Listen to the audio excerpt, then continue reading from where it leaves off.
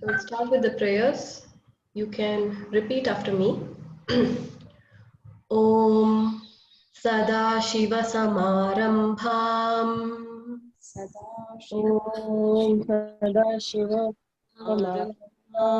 Om Sadashiva Samara Shankaracharya Madhyamam Shankaracharya Madhyamam Asmadacharya Paryantam Asmadacharya Paryantam Vande Guru Paramparam Vande Guru Paramparam Saraswati Namastubhyam Saraswati Namastubhyam Varade Kamarupini Varde Kamarupani Yarambham Karishyami Vidyarambham Karishyami Siddhir Bhavatu Me Sada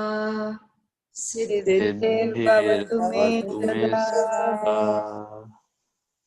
Om Sahana Vavatu Om Sahana Bhavatu Sahanau Bhunaktu Bhunaktu Saha Viryam Karavavahai Sahaviryam Karavavahe Tejasvinavadhitamastu ma vidvishavahai Tejasvinavadhitamastu ma vidvishavahe Om Shanti Shanti Shanti Om Shanti Shanti. Om Namah Shivaya. Welcome to the class. So I am going to mute everybody so that there is no disturbance. You can unmute yourself if you want to say something.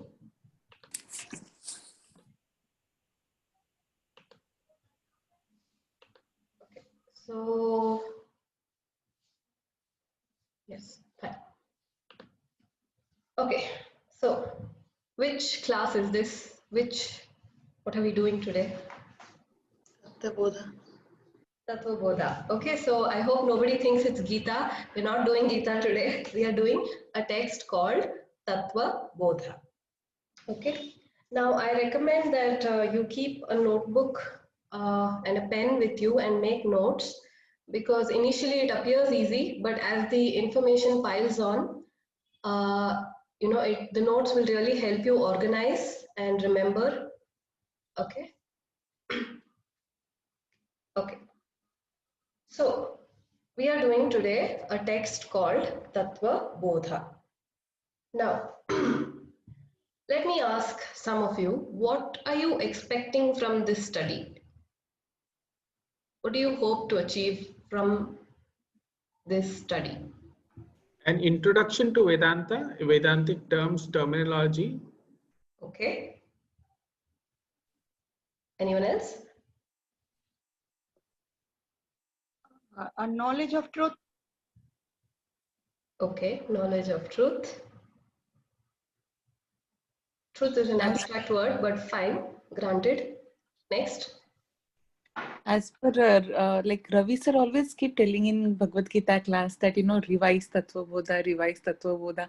If you don't understand Bodha properly, you're not going to understand any other Vedantic text. So I believe it's the basic of all Vedantic studies. Yes. Okay, so fine. So we have seen what some of you are expecting. Now let me ask you a question. Why to study this text, or for that matter, why to do anything at all in life? What is the purpose of doing anything in life? What do we hope to achieve? Life के meaning को समझना. Mm-hmm. No, when you do any action in life, for example, you get a job, you go to school, you anything, you get married, or even small things. Happiness. Why to do it? Happiness. Happiness. Yes, To feel absolutely. happy. Yeah, I think Happiness. Happiness is the final goal, right? You want happiness, and that's why you do all these things. And you can look at it anyway. The final resolution of any action is happiness, right? So your parents tell you go to school. If you ask why, they will tell you so that you get a good job. Why? So that you can earn money. Why do I need money? So that I can buy things and be comfortable. Why do I want to be comfortable? So that I can be happy. You take any route, okay, direct, indirect, anything you do, the final resolution of all actions is happiness, right? So even Shastra recognizes this, okay, even the scriptures recognize this. But unfortunately, what is the problem right now? That this happiness comes and goes. It is not permanent happiness, right? Now, it is, you have to understand that this is easy to say and it is easy to listen also, but you have to analyze this deeply. So, after the class, during the rest of your life, just think, what are you doing? Why are you doing it? And what is the final resolution or the final, aim you want to achieve? And it is happiness. And unfortunately, right now, this happiness, it comes and goes. It is of a temporary, fleeting nature. How to make this happiness more permanent? Like once it comes, it should not go again, right? Otherwise, what is the point? It keeps coming and it keeps going, right? So this happiness is the final resolution. In fact, there's a very nice story by Swami Dayananda Saraswati in his YouTube videos. So he tells this story that some devotee student came to him and says, Swamiji, why should I study Gita? I don't want to study Gita, I'm happy. So Swamiji says, if you're happy, then don't study Gita. It's a controversial answer, which Swamiji would say, don't study Gita, right? But he says, if you're happy, then don't study Gita, it's okay. So then he continues talking to this student, and after 5 minutes, the student starts discussing, Swamiji, there are so many problems. My son does like this, my wife is like that, I am like this, I have this problems. And then Swamiji says, see, this is why you need Gita. Because that happiness which has come, it is not staying, right? It is coming and going, right? So this happiness, you can call it by any name, okay? You can call it relief, you can call it comfort, you can call it security, whatever you want. But finally, this happiness is what we are all looking for, right? That's the only thing we want finally. The whole circus of life is just to achieve this. Now, in Bhagavad Gita, the first entire chapter, there is no teaching, okay? There are 18 chapters in Bhagavad Gita. The first whole chapter is dedicated to Arjuna crying and talking about his problems. Now we all know that life is fraught with problems. There's old age, there's disease, death, not just my own death, but death of other people around me. And then there's emotional problems, financial problems, relationship problems, so many problems, right? And the first entire chapter of Bhagavad Gita is discussing the nature of these problems. Okay, so imagine out of 18 chapters, one whole chapter is just discussing this. And why? Why do they do that? So this is because only when you appreciate the depth of the problem, you will have any value for the solution, right?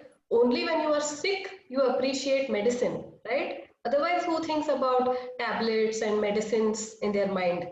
Only when you are sick, you think about it. So only when you know about the problem, do you have any value for the solution. And that is why this problem has to be analyzed and understood properly. And what is this problem? This is the problem of sorrow, of this impermanent happiness, this happiness that comes and goes.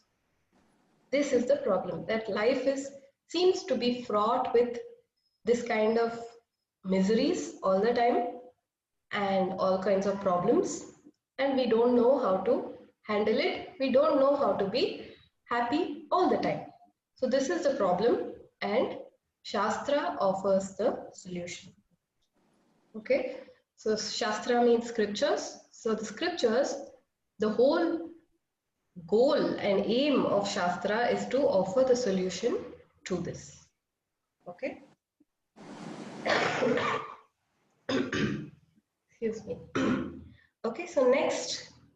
So aside from this problem, there is another issue that is there. Okay, aside from these worldly problems that we have, there is one more thing that happens.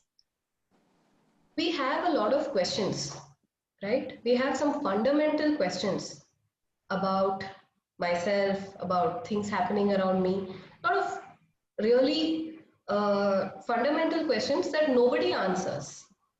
And so at this point, I just want to share with you a quote by Swami Dayananda Saraswati. I'll just read it. He says, "What am I? Am I really a mortal? Am I merely the cells that constitute my physical body? Am I only my thoughts, or am I much more? This is a matter for inquiry. Clear, definite knowledge of myself will not arise unless I analyze what I am and negate what I am not. Only when I have negated all the false notions I have entertained about myself will I be able to see clearly what I really am. This process of inquiry involves a lot of analysis and leads to self-knowledge." Okay, so this is a quote by Swamiji, and it's very he cuts to the point. We have these questions: am I just a bunch of cells? Is there something more to life? What is the purpose of all this creation? All these questions, I'm sure everybody has got it at least once in life, right? But unfortunately, nobody gives the answers. Your parents don't give you, your textbooks don't give you the answers. In school, your teachers don't tell you these kind of answers. So nobody seems to know, right? So which means what? We must start with an inquiry. Okay? And what does this inquiry lead to? It leads to knowledge. Here specifically, self-knowledge. Okay? Inquiry into any subject will lead into knowledge of that subject. If you inquire into physics, you will have knowledge of physics. If you inquire into yourself, you will have self-knowledge. And in the process, there is a lot of analysis. Okay? And this Tattvabodha is the beginning of this inquiry. Okay? Tattvabodha is the beginning of this inquiry into self-knowledge.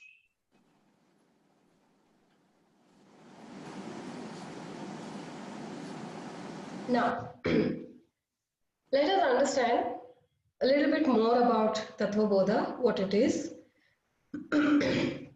So, Tattvabodha, like many of you said, is an introductory Vedantic text. It has the essence of the Upanishadic knowledge in a condensed, systematic form. Okay, it's a very small book, and it is ordered systematically. So it acts as a very good introduction into Vedanta. Okay. You know, when you go to school and they give you that ABCD, your first ABCD book. So Tattvabodha is that ABCD book, okay, for Vedanta. So it is an introductory Vedantic text. Now let us see what the word Tattvabodha means. The word Bodha means knowledge. Okay. So Tattvabodha basically means knowledge of Tattvam. Now the question comes, what is Tattvam, right? So Tattvam means essence or reality or higher nature. Okay, so Tattvabodha is reality or the true nature, the higher nature. So the meaning becomes knowledge of reality, right? The meaning of Tattvabodha is knowledge of reality. Now, reality of what? Reality about myself. Okay, so in other words, the meaning of Tattvabodha is self-knowledge, knowledge about my own self. So the true nature of one's own self. That is the meaning of Tattvabodha. Okay, so far everything is okay, clear? Yes. Yes. Okay. Yes, all clear. Now, so just now, I was discussing that life is filled with problems and, we're searching for permanent happiness and all that, right? So this is why it is needed. There is a problem, right? A fundamental human problem, and the solution is given by the Shastras. Now, it is very important and it's a very intelligent question to ask, why do I need to study this? Right? Because no intelligent thinking person ever does anything unless there is some purpose to it, right? There has to be some meaning for every activity you do. Otherwise, why will you do it? In Sanskrit, there's a little, quote that says, "Prayojanam anudishya na mandopi pravartate." It means that even a manda is a person who is foolish or who is dull. So even a mandaha, even this manda will not take up any activity unless there is some prayojanam, unless there is some benefit or purpose to that activity. Okay, so forget about manda. We are all thinking human beings. So definitely we will have this question, why should I do this, right? In fact, before you do anything, you will ask the question. And it is a good question to ask, right? Why should I study this scripture? What is the benefit? What am I getting? So once you have this clarity, then you have much deeper appreciation for the text and much more clarity about why you're doing what you're doing. And here there is another quote which says, "What one seeks in life changes from person to person and from time to time, but that one seeks is constant and never changes. Vedanta addresses the seeking." So if you observe, not just yourself, but everybody else also, we're all always searching for something, and we try to find it in different forms of entertainment throughout life. We're constantly seeking. At different times in life, you may be seeking for different things. For example, as a kid, you may have been seeking a toy. Then you grew up and then you were seeking maybe a job. Then you grew up and maybe you're searching for a car. But something or the other, always everybody is searching for. And this seeking is constant in everybody. Everybody has this behavior. And Vedanta addresses the root of that, okay, the root of that search. So this is why it is needed. Now, this permanent happiness that I keep talking about, in Shastra we call it by a particular word. It's a very simplistic understanding, but the meaning, the word permanent happiness, we can call it as moksha. Now, all of you have heard the word moksha somewhere or the other, and everyone has different understandings and meanings of this word. For now, very simplistically, we will understand it as permanent happiness. As you go through the study, the meaning will refine and then your understanding will broaden, okay, what the word moksha means. For now, it just means permanent happiness. And Shastra, having understood this constant searching and this need for this permanent happiness, it offers this solution of moksha. Okay.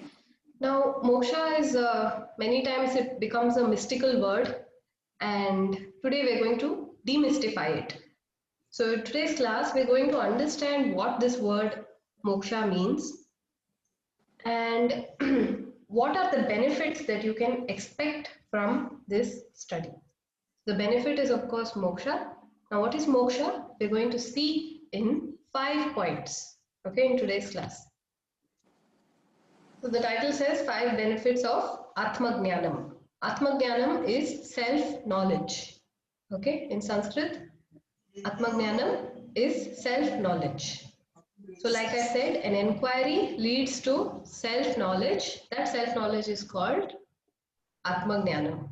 Okay, and this Atmajnanam is basically moksha. Okay, so moksha, what is it? Today we are going to demystify that word and see it in 5 points. Till now it is clear, everything to everybody? Yes. Okay, so we're going to see what is moksha, which is basically the benefit of this study. Okay, clarity to know why we're doing what we are doing. The first benefit of Atmajnanam of this study is called Jignasa Nivrittihi. Jignasa means curiosity, okay, and Nivrittihi means to eliminate or to remove. So Jignasa Nivrittihi means the satisfaction of the natural curiosity. Now, as human beings, we have this fundamental nature of being curious, right? In fact, all this technological advancement that you see is because of this curious nature. We became curious about the world, about why, it is like this. We went, we investigated, and now we have so much information about deep space, about oceans, about physics, about everything, right? And using this information, we have come up with technology. And in fact, these Zoom classes, the internet, all of that is a result of this curiosity. Because of our advanced intellect, we have this huge curiosity about life, about everything. And we went, we searched, and we have got some answers. But there are some questions that are of a very fundamental nature. Okay, so no textbook can answer them, and no one you seem to know seems to have the answers. And what are these questions? These are questions like, what is my purpose on life? Is there a God? Is there, is there something called karma? What does it do? If there is a God, what does he do? What is his role? Why does the world, exist like this and in no other way? So all these, so many questions. If you just sit for 5 minutes, you will get so many questions in your mind, right? So these questions generally we categorize into 3. We put them in 3 categories in Shastra. Any idea, senior students, what are the 3 categories?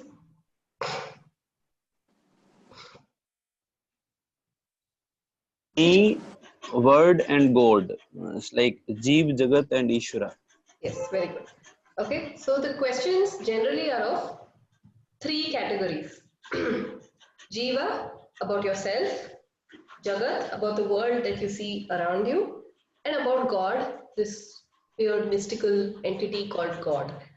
So you see, any question you take will fall into at least one of these 3 categories.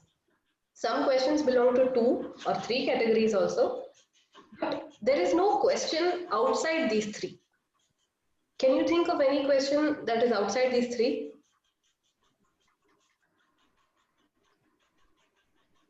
Any question you have will fall into one of these 3 buckets. Okay?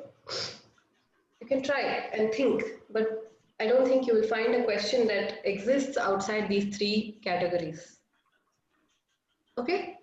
So all your questions, these fundamental questions, they fall into these three categories only. And of course, the highest curiosity you have is for yourself, right? The highest curiosity is always reserved for me, myself. And this is what this Atmajnanam addresses. These curious questions that you have, that everybody has, is answered through the study of these scriptures. And with this knowledge comes great relief. The thing is that this curiosity makes us restless. As human beings, we cannot tolerate ignorance. We cannot tolerate not knowing. And this ignorance is of such a fundamental nature that obviously the restlessness is also of that fundamental nature. Okay? And so when these questions are answered, there is great relief. Okay? There's a great sense of peace. And so this is benefit number 1, called Jignasa Nivrittihi, the natural curiosity, the fundamental curiosity is addressed and satisfied. Okay? Is this clear? Yes. Yes, it's clear. Yeah. Okay. So with this, we move to the second benefit of Atmajnanam, called Vidyananda Praptihi.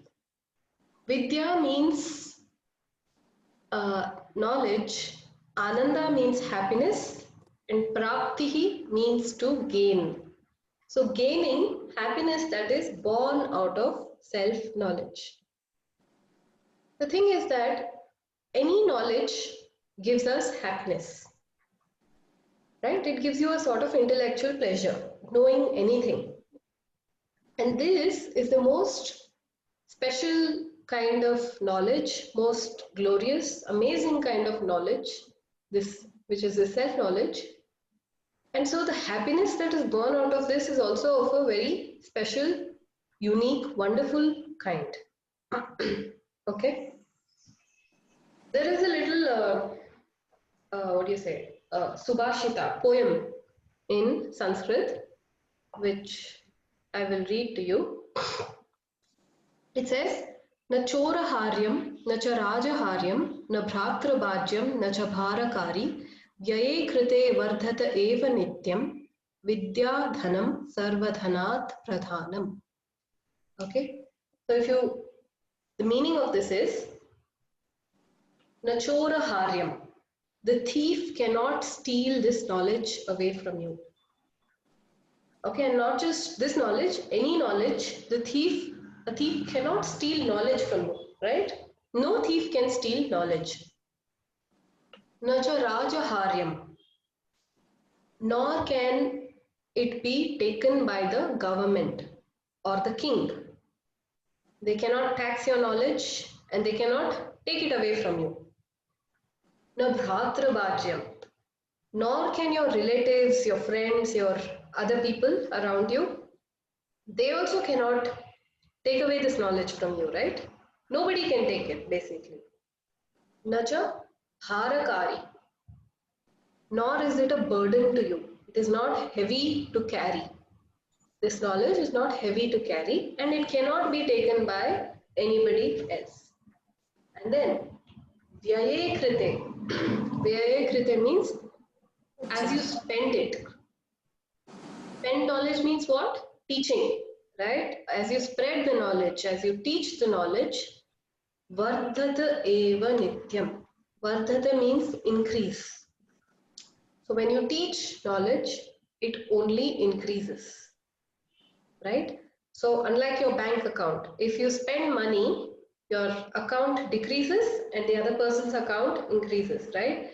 But knowledge is such that if you teach, both sides the knowledge increases, right? The teacher also, there is more clarity, and for the one who receives, for them also there is something new learnt, right? So knowledge is the only thing that increases the more you spread it. And that is why Vidya Dhanam Sarvadhanat Pradhanam. That is why knowledge is the most superior form of wealth. Okay? Vidya Dhanam means the wealth of knowledge. Sarvadhanat Pradhanam means most superior form of wealth. Right? So this self-knowledge, basically what they're saying is that it never diminishes. And that is why the happiness that is associated with this self-knowledge, that will also never diminish.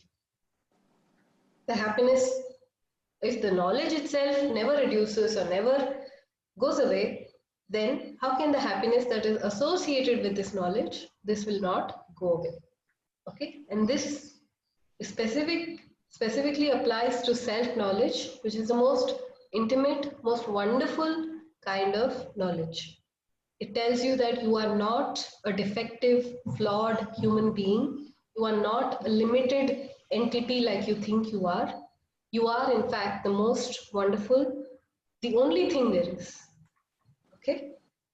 And so the Ananda, the happiness that is born from this, is also of a very unique nature.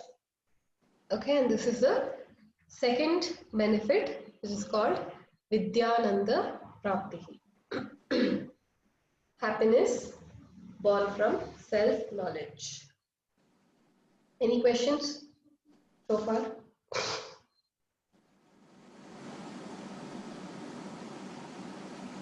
No? Okay. So then we'll move to the third point.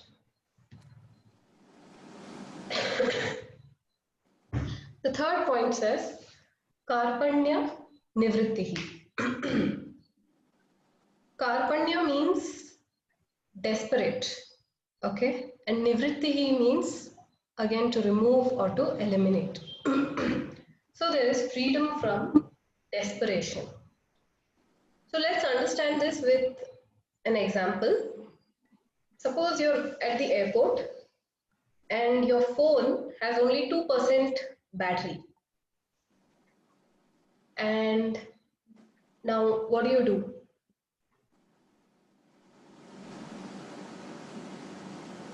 We keep searching for a charging point to charge it. Yes, you search for a plug point to charge it. And, and in that time, are you relaxed or are you tensed? Tensed. Tensed, you're anxious, right? When your phone is at only 2% and, you're traveling, you are tense, right? And then you keep searching everywhere for a plug point or something, or you try to save whatever battery remains, you don't use the phone. You do so many things, and also you are panicking, slightly at least. Now, suppose, you had the portable charger. Would you be tensed? No. You'd be relaxed, right? You would just connect it and then you would just carry on, right? You would not, be as anxious. In fact, you will be quite relaxed. There will be no anxiety at all. So now let's take this situation and apply it to life. All the time we are seeking happiness from external objects, right? So, it can be as simple as ice cream, or it can be something as big as a job or marriage. So all the time we are, seeking pleasure from external objects. This kind of pleasure is called Vishayananda. Okay, Vishaya means an object, Ananda means happiness. So any happiness that is born from an object is called Vishayananda. Now, it need not be, by object, we mean people also. We mean intangible things like praise, appreciation, all these things. So everything basically, you are dependent on that for pleasure. Now, the nature of all these things is that they come and go, right? Relationships come and go, objects come and go. Even ice cream comes and goes. So everything comes and goes. Which means what? That the happiness associated with these objects will also go when the object goes. Right? So this Vishayananda is of a temporary nature. It's coming and it's going. And when it goes, what happens? It's like the situation with no battery in the phone. There's anxiety, there's panic, there's depression, right? So what do? You have to have a backup. Just like how you have the portable charger for your phone, or your happiness also, you need a backup. So, in India, we have these frequent power cuts, right? So what do? We have a UPS at home, right? Inverted power supply, the uninterrupted power supply, the inverter, we call it, right? So if the power goes, the UPS kicks in and then you're not worried anymore. Imagine you have guests home and the power goes. Instead of anxiety, you're still relaxed because you know that the UPS will work. The backup generator will work. Unfortunately, we don't have such a system in place for happiness, right? We are dependent on these external things. And when they go, again, we fall into the same panic, anxiety, etc., etc. Right? So we need a backup. This Atma Jnanam is that backup. Okay, so it is like your uninterrupted Ananda supply, UAS. Okay, so this, when you have this backup, it gives you a great sense of relaxation. Just like how when you have the portable charger with you. Okay, so whenever the worldly objects are not available, you just tap into this. And this is a very unique thing about Vedanta, that we never tell you don't enjoy the worldly objects. Vedanta never says, don't eat the ice cream and feel happy. Of course, when you eat ice cream, you're going to feel some happiness, right? And Vedanta says that's okay. When the object is available, definitely enjoy it. But when the object is not there, then what do? Do you cry about it, or is it still okay? So this is the crux. This is the key understanding. We never say don't enjoy the things. If the thing is there, enjoy it. If it is not there, it's still okay. Okay, and this is a very important understanding. And with this, when you have this kind of backup, what happens is that there is great relaxation, right? Then you are no longer desperate for the external things. You are no longer searching desperately, and you are not a slave to the external objects. This freedom from desperation, this is Karpanya Nivrittihi. And when you have this Atmajnanam, it offers you that great relaxation, great freedom, and there is no stress or strain. Okay, there is only total relaxation. If you just think about the portable charger situation and then extend it to happiness and the rest of life, and then you will have an idea what this means. Okay, any questions on this?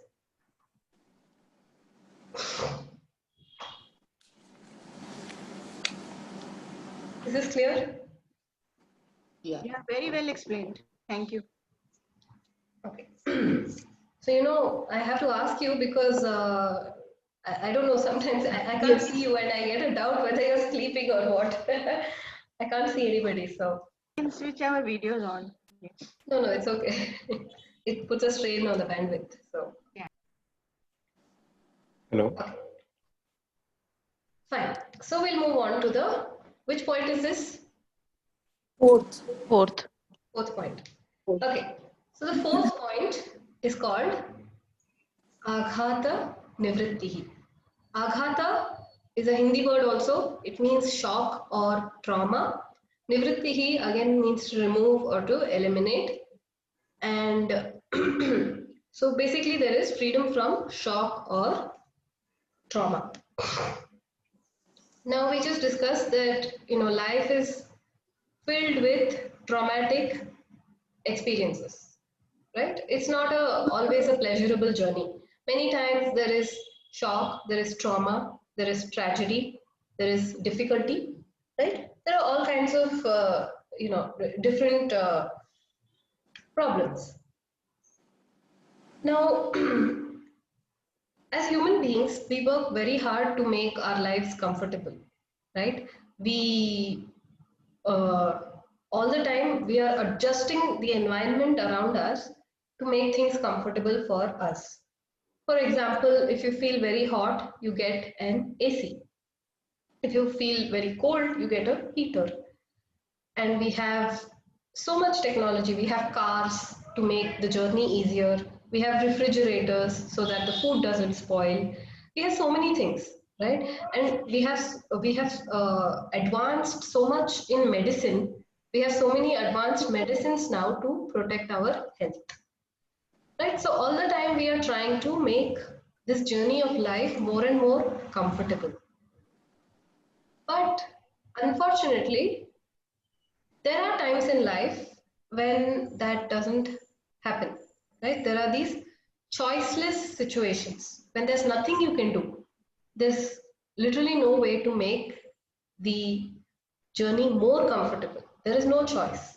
So in Gita, Krishna calls them as apariyaryartha. Okay, these are choiceless situations.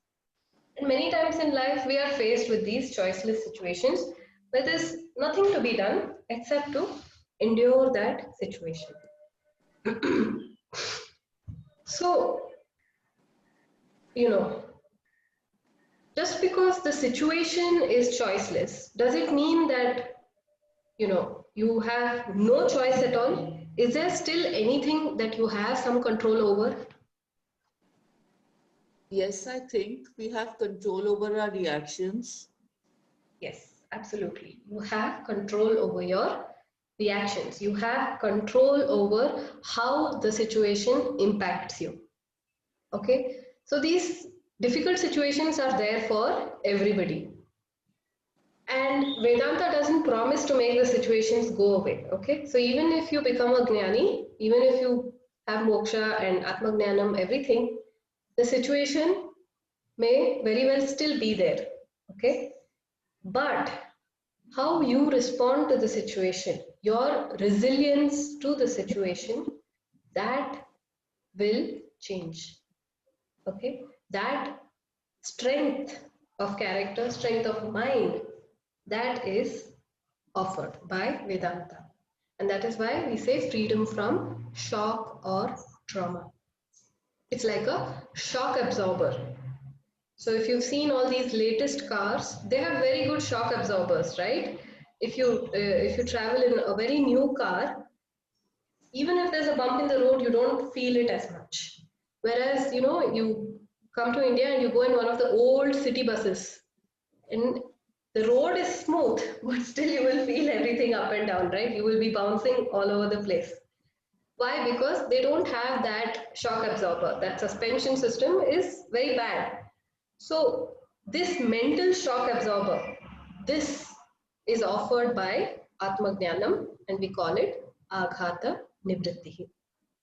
Different people are affected differently by the same situation. So the classic example, suppose there's a child and he has a favorite toy, and one day the toy breaks and this child is crying a lot. Okay, he's very upset. Do you think his mother also would cry the same way? No, Why? because she knows that it is temporarily, it gives a temporary happiness to the child. Yes. Also, attachment to that toy for the mother Yes. is lesser. Exactly. Okay, so she knows that this is just a phase. If not this toy, then next toy. In a few years, this child will not be interested in toys at all. So she knows it is temporary. And she has, grown out of it. And also she has no attachment to this toy. So she doesn't feel the need to cry. that doesn't mean that she will not respond. She will still take care of the child. She will still, buy him another toy, all these things. She will do what has to be done. But the impact for her is much lesser, right, than the child. So this impact can be controlled, can be regulated by us. As human beings, we have that power to shape our lives, shape our responses also. Okay, so different people are affected differently. Swamiji gives one more very nice example. He says, suppose there are 3 glasses, and the left side one is very, very hot water, the right side one is freezing cold water, and the middle is room temperature water. Suppose you dip fingers in the left and the right, the very hot and the very cold water, you keep it there for a minute, and then you put your hand in the middle water. Do you think both the fingers experience the same thing? No. What do they experience?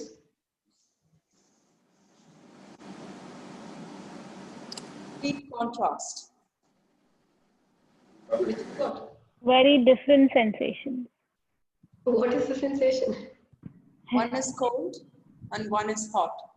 Which one is cold?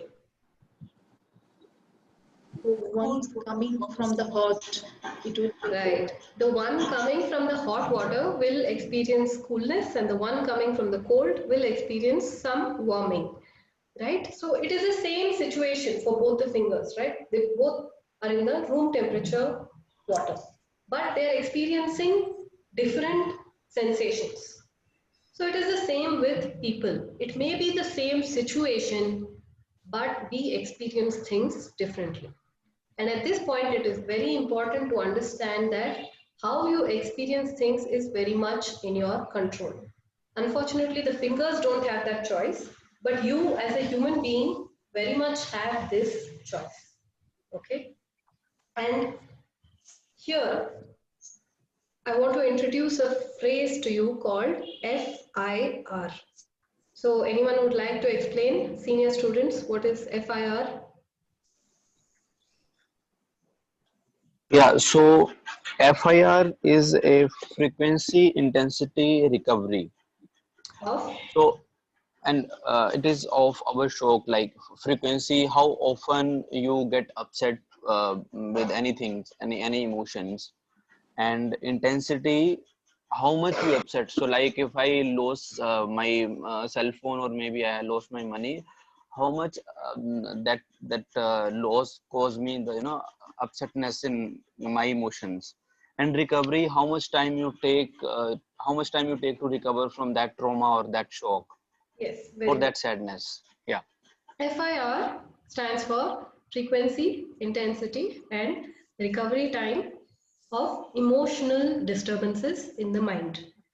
Okay, so this is an important word and it's going to come up again and again, so better note it down. FIR. Okay, frequency stands for how often you get upset or disturbed. Okay, is it once a day, once a week, once a year? I stands for intensity. Is it only mild irritation, or are you, yelling at people, or are you beating people? Are you throwing things? So intensity. And then there is recovery time. How long it takes for you to come back to normal. Okay, it can take 1 or 2 hours. It can take 1 or 2 days. And you see some movies where, the grudge goes on for a lifetime. So that is very long recovery time. Now, as a spiritual seeker, the more and more you progress in your sadhana, the less this FIR should become. That means the frequency also should reduce, the intensity also should reduce, and the recovery time also should reduce. And all the sadhanas that are listed by Shastras, all your yoga, pranayama, chanting, meditation, everything you do is aimed at this reduction in FIR. Okay? This reduction in FIR, in Sanskrit we call it Chitta Shuddhi. Chitta Shuddhi. It translates as purity of mind. Now, the tricky thing about this phrase purity of mind is that you cannot see the mind. If you can see an object, then you can tell whether it is dirty or pure. But since you cannot see the mind, how do you know whether the mind is pure or not? So this FIR is an indicator. It is a test. And whatever sadhana you are doing, okay, there are many things, not just spiritual sadhanas, any discipline you pick up in life, any pujas, rituals, training, whatever you pick up in life, it should ultimately lead to this reduction in FIR. Reduction in FIR means increase in Chitta Shuddhi, increase in purity of mind. And any sadhana you pick up, this FIR should go more and more down. If the FIR is not decreasing as you progress in your sadhana, that means something is wrong. Okay, something is going wrong. Either the sadhana is not working or you are not doing it correctly, but it needs to be investigated. Okay, so this is very important, FIR. Now, why do we say that this FIR needs to be low? What is the benefit of this? So, in order to understand Jnanam, the mind has to be very calm and very quiet. For this self-knowledge, for you to listen, think about it, and then to assimilate it, the mind has to be very quiet. A disturbed mind cannot understand Vedanta. Okay, and so it becomes very important to quieten the mind. And not just Vedanta, any sort of intellectual pursuit, intellectual functioning becomes difficult when the mind is emotionally agitated. So you think about it, when you have been very emotional or very angry, any decision you make will generally be a wrong one and increase the problem rather than decrease. And it's interesting. Once I was checking out the Indian Navy website, and one of the eligibility criteria was that remaining calm in tense situations was one of the criteria. Okay, remaining calm in tense situations. Why do you think they asked for that? Because it hampers the decision making at a point of time when you are under stress. Absolutely, right? So when the emotions are very high, the intellect ceases to function, and that is why FIR becomes very important for Jnanam. And as you progress in this Atma Jnanam, this shock, this trauma of the mind will go on reducing. The resilience of the mind will increase, and as a Jnani, the Jnani never gets shocked. He may have a shocking situation, he may face a shocking situation, but the wise person will never be shocked.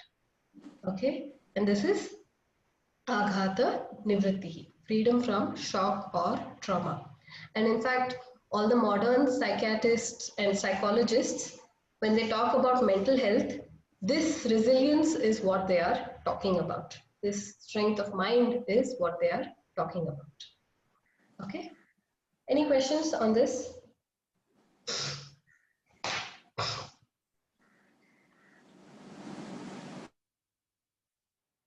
Okay, fine. So with this, we'll move on to Can I? Jnanam we are saying, but the word here is Jnanam. So yes. do we read J as Jnanam? No. It's in Sanskrit. It will be written like. In Sanskrit, it is written like this. Okay. Okay. So in the transliteration of English, it is written Jnanam. And remember, in Hindi, you would say Jnanam. G. Okay, this is not G. This is Jna. Gya. I know Hindi and Sanskrit word. But Yes. English version is slightly different. The way we English, pronounce. this is a transliteration. Okay. Thank you. So with this, we have finished the fourth point, Agata Nivrittihi, and we will see the last one for today, called Dakshata Praptihi, gaining efficiency. Dakshata means efficiency, Praptihi means to gain. And so Dakshata Praptihi means to gain efficiency. Now, all of us have two personalities, two roles that we play. One is the receiver personality and another one is the performer personality. So if you take me, I receive input from the outside world and then I perform some action, right? So two roles I play, I receive and then I perform. So these two words are called Bhokta and Karta in Sanskrit. Bhokta means the receiver reactor personality and Karta means the doer or the performer personality. Now, do you think there is any relationship between this Bhokta and Karta? Remember, both are you, okay? Both Karta and Bhokta are you, two roles that you are playing in life. Do you think there is any connection between Bhokta and Karta?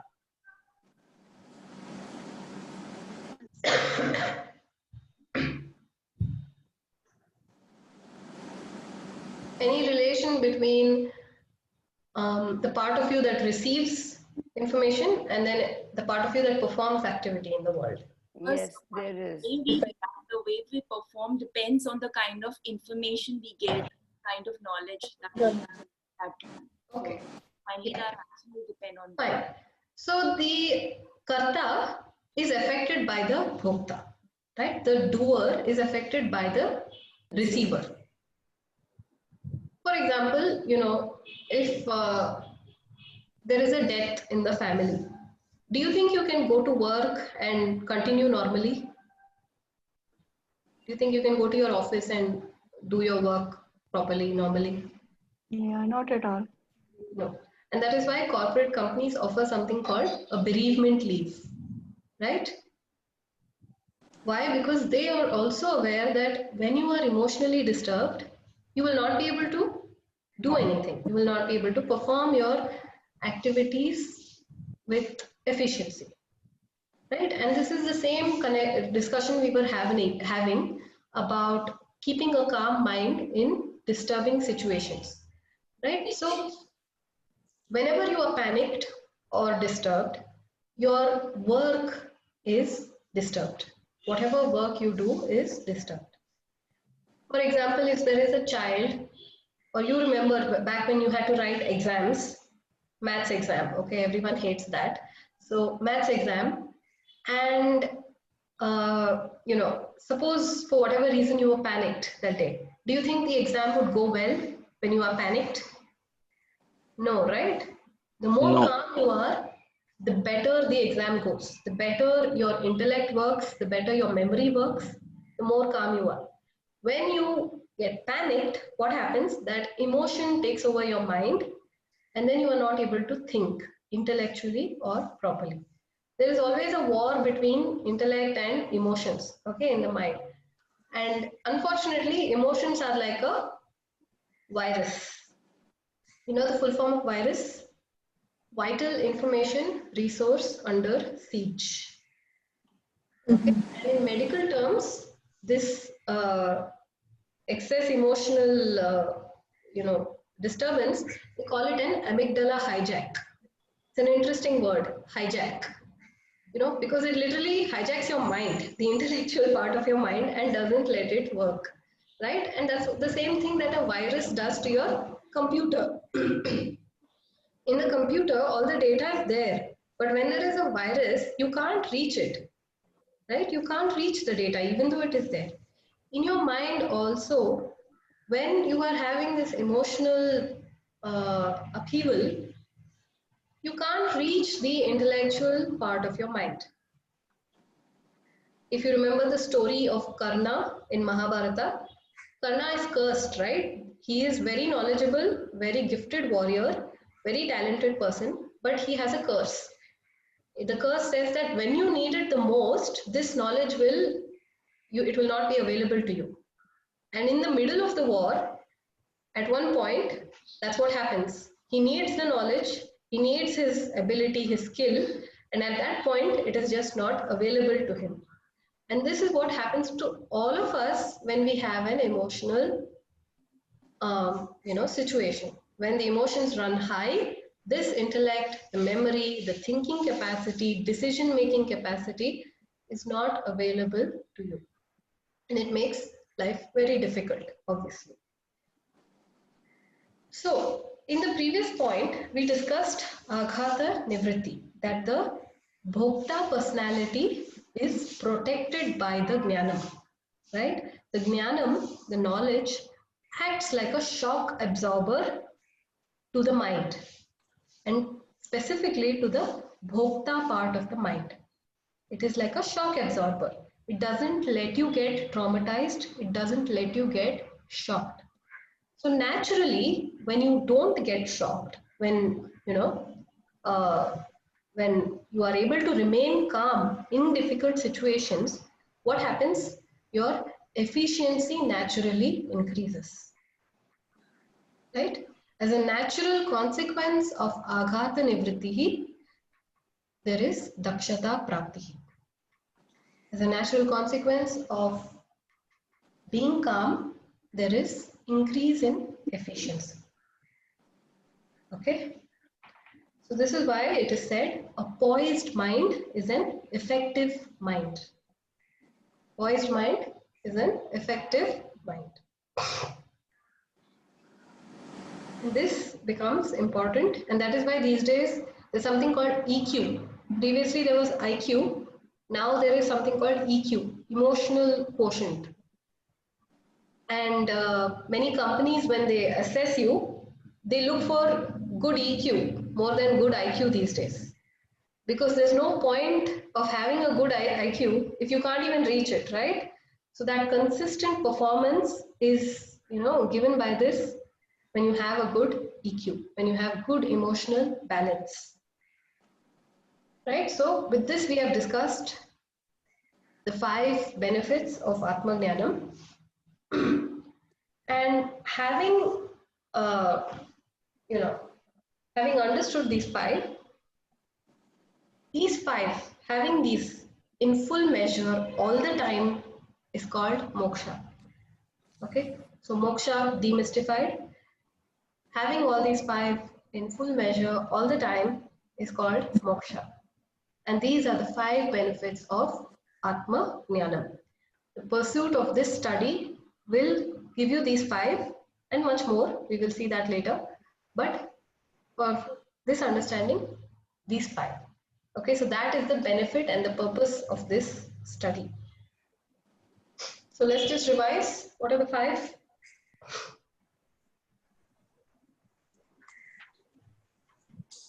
What's the first one? Jigyasa Nivritti. Jignasa Nivritti. Next. Vidyananda Prapti. Vidyananda Prapti. Then.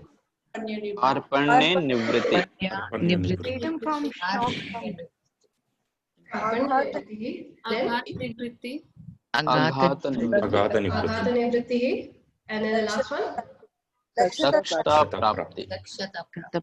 Dakshata Prapti. Okay, so these 5 together is called moksha. And with this we will stop for today. So we did not start Tattvabodha the text. This is just an introduction, foundation. And next class also we will continue with some more introduction. And from the class after that, we will be starting the text proper. Okay. So this is the benefit of the study. So if anybody asks you, why are you studying Tattvabodha? This should be your answer. Okay. Thank you very much. Thank you, Medhaji. Very nice lecture. Thank you. Thank you so much. Thank you. Thank you so much. So we will end with the prayer. Purnamada all together.